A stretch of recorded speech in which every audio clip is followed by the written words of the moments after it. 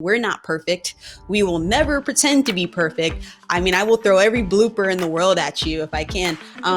So, whether you choose to do audio only, whether you choose to do audio and video, just give yourself a break. Welcome to another episode of Think Like a Producer. This video is one of the most obvious but really important frequently asked questions that we get. And we're diving in deep on this one because it's something we both feel passionately about. You're going to hear Tiff and I kind of both make our cases in this episode. Battle This it is out. about this is about audio versus video podcasts, the pros, the cons, why you should strongly considering having an audio only show, why you should strongly consider adding video. And we're going to really pull back the curtain because we've worked on audio shows, we've worked on video shows, we've been in studio, we've been remote, like we've done it all. So we really do have a lot of perspective on this. So you're going to see a little bit of me making the case for audio, Tiff making the case for video, and you'll be the one to decide at the end whether or not having a video show is right for you or whether having an audio only show is right for you. So first off, I'm going to cover some of the pros, some of the best parts of having an audio only show, and then Tiff will make her case, and then we'll break down some of the other things you want to consider. So number one of the reasons I'm so passionate about audio podcasts, yes, they're my entry into the land of podcasting way back in 2013, 2014, changed my life. I have a deeply personal story about how audio podcasts are profound. But what I've learned professionally from producing them for so many years is that there is a quality of intimacy that happens with audio that's really unique. Truly, I believe it stands out from any other form of social media. When you are plugged in to someone's voice in your ears, when you're doing your day-to-day life activities, running, working out, grabbing the groceries, in the carpool, commuting to work, whatever it is, wherever you listen to podcasts, there's something really special about having that person's voice between your ears. And it's got an intimacy I've heard so many people talk about. This is not just my opinion, but it's really, really special and it's unique. And the reason that audio podcasting has become so popular over the last few years is because people become mega fans of the hosts of these shows because they've spent so many hours listening to these people in their ears. The beauty of an audio only show is you can go long and you're really not having to increase your cost or your resources. These files aren't huge to store, they're not hard to upload. Audio by nature is just an easier production. And so you can go for a long time and people spend more time listening to you. So it's part of how this magical intimacy is created. That's one of the big reasons that I'm a huge fan of audio podcasts. And this is going to be really well suited to people who are either doing long form interviews or they're doing longer form educational how-to kind of shows, because people can just pop you in and go for who knows how long, 30, 60, 90 minutes, and you're with them that whole time. So it's not maybe as important if you were having a really quick tip, 5-10 minute, news, comedy, entertainment show. It might not have quite the same intimate effect. But when we're talking long form episodes, audio has really special quality. And it really does create raging fans who feel like they know you like you're their uncle or aunt, that when they meet you in real life, they just are overwhelmed because they feel like you've spent so much time with them because they've listened to you for hours upon hours upon hours while they've been living their normal life doing just kind of mundane things. So that's my plug on the intimacy of audio podcasting. Tiff, tell us about one of the biggest pros of adding video into your podcast. To me, it's all about the marketing. I can understand, having a 30-minute show, a 90-minute show. We're going to talk about the cons a little bit, but I'm going to stick with the pros right now for video. Truly, truly for me, it's all about the marketing. So there's a lot of podcasts, right? This is a popular concept. That's the reason why we started this show. We wanted to make sure that people were prepared and ready to have a really good, successful podcast. If they want to launch their YouTube channel, they want to do video with it, there's just something about being able to see you. There's just something about having a 15-second clip or a 15-minute clip of looking at the person who's talking to you of or who's the authority in that space. And there's simple ways to do it, but I really would, encourage people who are trying to stand out, who are trying to be a little bit different. I personally have been on, I think, 8 podcasts this year, and most of them were audio only. Nothing wrong with that at all. But when it came to creating my assets and everything for people to watch, for not for people to watch, for people to listen to those audio only episodes, I started just creating. I grabbed my own audio clip and started putting video and B-roll and everything on top of it. I even set up my own behind the scenes camera so that I could have video to pull from, because I know for my particular audience, of course, I'm a video producer. Everything I do is video. For me, it works out better to have those kinds of assets.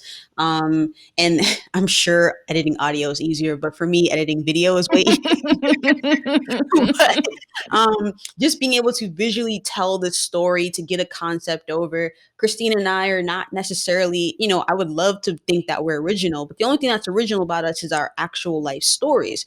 How many different serial killer like podcasts out there, people murder mystery type ones, and then a bunch of motivational self-improvement. There's nothing wrong with that. But what can set you apart, what can set your marketing apart, is just being able to actually see you, know your face. And then if you want to be that person who's doing keynotes, who's speaking, who has just more people are hiring you, probably more so in person, I think there's a better chance if they can see you, get to know your personality, see how you show up on camera. It can really just help with the long-term goal of what you're doing. We did talk about this on a previous episode, personal brands versus business brands. It doesn't have to be your long-term goal to get on stage and to be that person, that big personality. But if you are, I would definitely say having video would be very, very important. Now, of course, there is some cons. And I'm just going to be the humble person and start with the video cons, and then I'll let you get into the audio cons. I feel like, it's okay. I can feel it already coming through here for me. It's a lot more storage. Like Christine and I right now recording video on top of audio. For her, I mean, you have years of audio files that have never really filled up one hard drive for you. Where, video files are just, they're a lot more intense. Like I could probably easily say they're 5 to 10 times bigger than the audio files. And having that kind of storage, being very organized when it comes to it, it's not necessarily a con, but it is something to consider when you're going to do video. For some people, maybe having 2 cameras or 3 cameras, like what I was doing professionally, isn't really the move right now. But you can have one camera set up, kind of just one place. It could be a behind the scenes, when it's safe and everyone's actually interviewing in person again. It doesn't always have to be this huge fancy setup, but just do consider that it's a lot more storage. Second con would be, yes, it's a lot more editing. Our podcast in particular, I really wanted it to stand out and to be unique. And so I didn't just cut between Christine and I talking. Not to say that you can't do that. If that's where you are right now, you're learning how to edit. I think, start where you are. For me, I have been editing now for 15 years. So it's very hard for me to put out a show that just kind of cuts between 2 cameras. So there's some slides that you guys will see. There's some really cool motion graphics that we hired a team, Jorge and Veronica, to help us out with. And so there's just a bit more quality to it. But that takes more time, right? It can go from a couple of hours of editing to half a day to maybe even a full day, depending on the length of your show. So you want to consider that. Are you an editor yourself? Do you have a friend who's an editor? Is there someone that can help you and support you with this? Because it takes a little bit of time. And the other thing I would say about video is that some people don't want to be on video. You know what I mean? And I'm gonna let Christine, badmouth audio here for a sec. I get it. This is my kind of, hold on, let me fix my shirt here a little bit. Okay. All right. This is my stretch. I'm used to being the person behind the camera. I'm used to being the one hitting record and just watching somebody else show up on camera. And for me, this is a learning process to speak, to have some authority in what I'm saying, to articulate these things in a short, concise way so you get it. There's a learning process with it. There's a growth process with it. So if you are interested, I say try it. But if it is something you're like, I just don't want to have to continue to show up, look nice, put on jewelry and all that stuff, and I just kind of want to sit in my closet, record my audio for the best audio possible, which we talked about in a different episode about the best locations for recording audio and video. But there's just some considerations for who you are personally. If this is really something that you want, it could be a con if you're forcing yourself to show up on video and it's just not your thing. So that's it. I gave a little bit of pro and con. I feel like you might be able to, kick it back to me before we're done here, Christine. But I'd love to hear some cons for the audio as well. Well, fair's fair. Okay. You made really excellent points and you did give a lot of pros of audio, so thank you. But there are cons to an audio only show, and the obvious one is the marketing is a different animal when you don't have any kind of video asset. There hasn't been an awesome option yet for sharing audio only files on social media. And I think you know what I'm talking about, right? We've all seen those like waveform, an image with a little waveform going across with subtitles. It's okay. It's not great. I think we can all agree like those are never going to be as engaging as a really great video where you actually see the people talking. You can understand their energy and get their vibe by just looking at them.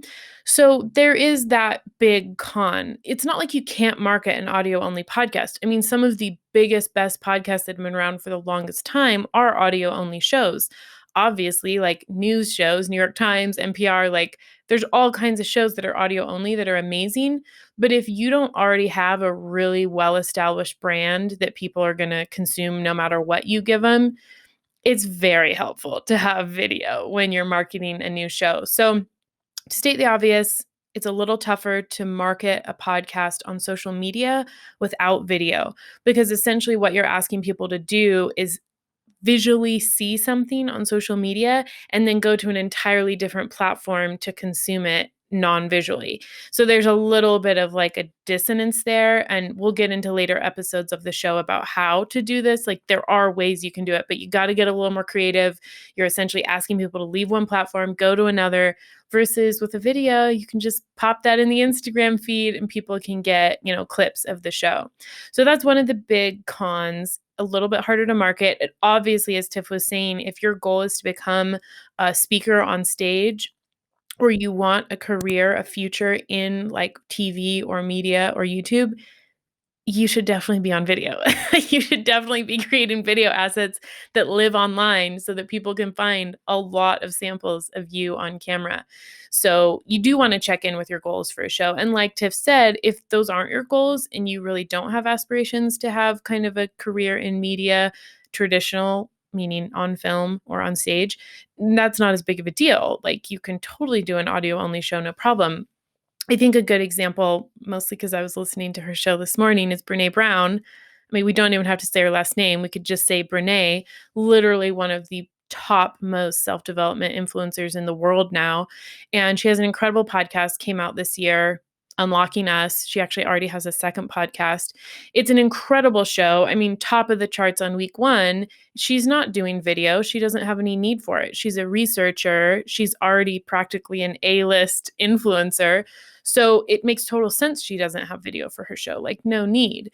But also Brene's long-term goal, I believe, is not to become like a TV talk show host or, the next Oprah. So she doesn't need that video out of her. So that's one of the things to consider. What are my goals and is audio going to serve that versus do I actually really need to be on video to serve my long-term goals? Another con of audio is that when you are only recording audio, people listening are going to become way more aware of the quality of your recording because, as we know, when you remove one of your senses, one of your five senses, your others become heightened, right?